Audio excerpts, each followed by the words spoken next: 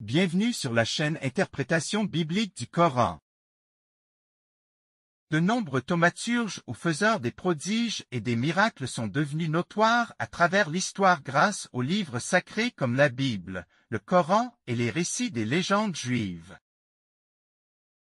Tous ces faiseurs de miracles seraient tombés dans l'oubli si les nations n'avaient pas décidé de les faire connaître et de transmettre leurs récits et leurs histoires à travers les enseignements religieux et l'éducation au milieu familial.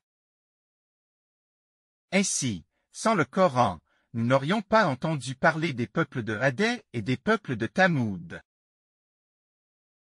La Bible hébraïque ne nous raconte pas explicitement et clairement les récits que nous raconte le Coran au sujet des peuples de Hadès et de Tamoud. Cela reviendrait à dire que, sans le Coran, nous n'aurions pas eu connaissance de l'existence de ces peuples. Autrement dit, ce sont nos parents et les responsables de notre système d'éducation publique qui décident de ce que nous devons apprendre. Jouons à un jeu pour élucider notre propos. Qui de vous connaît le roman autobiographique intitulé « Le fils du pauvre » qui a été écrit par l'Algérien Mouloud Feraoun au début des années 50? Je sais pertinemment que la plupart des jeunes Algériens de nos jours n'auraient même pas entendu parler de Mouloud Feraoun et de son roman intitulé « Le fils du pauvre ».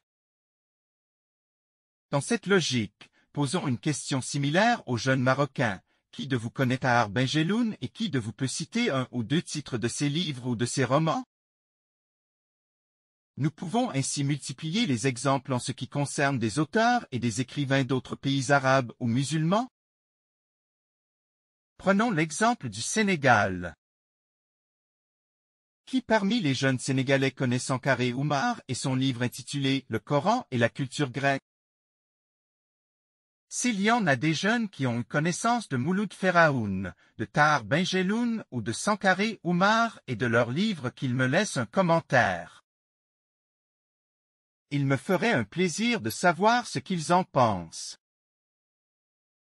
Le but de telles questions est de montrer que c'est le système éducatif dans nos pays musulmans qui fait en sorte que tout le monde connaît le Coran et ses récits et que pratiquement tout le monde ignore les titres des livres publiés par Mouloud Feraoun, par Tahar Benjelloun ou par Sankaré Oumar.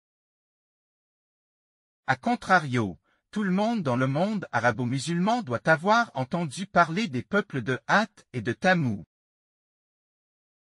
C'est également à travers le système éducatif que les récits d'Adam et les récits de Moïse ainsi que les récits de Jésus-Christ et de Mohammed sont devenus une partie intégrante de notre savoir et de notre vie quotidienne.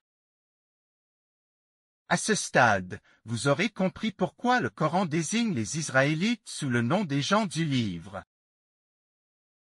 Par cette expression, le Coran désigne les fils d'Israël qui ont l'obligation d'étudier quotidiennement la Torah. Le Coran lui-même fait référence à 5 occasions à l'étude du livre. Pour illustrer mon propos, je vais vous citer Surat la famille d'Imran, le verset 79 dont voici l'énoncé. Soyez rabbinistes du fait que vous enseignez le livre et du fait de ce que vous étudiez. Sur ce, je vous laisse le soin de chercher les 4 autres occurrences dans lesquelles le Coran évoque l'étude du livre. Si vous en trouvez, faites-le moi savoir dans les commentaires. À présent, je vous donne rendez-vous à la prochaine édition et je vous souhaite une très bonne journée. Au revoir les amis.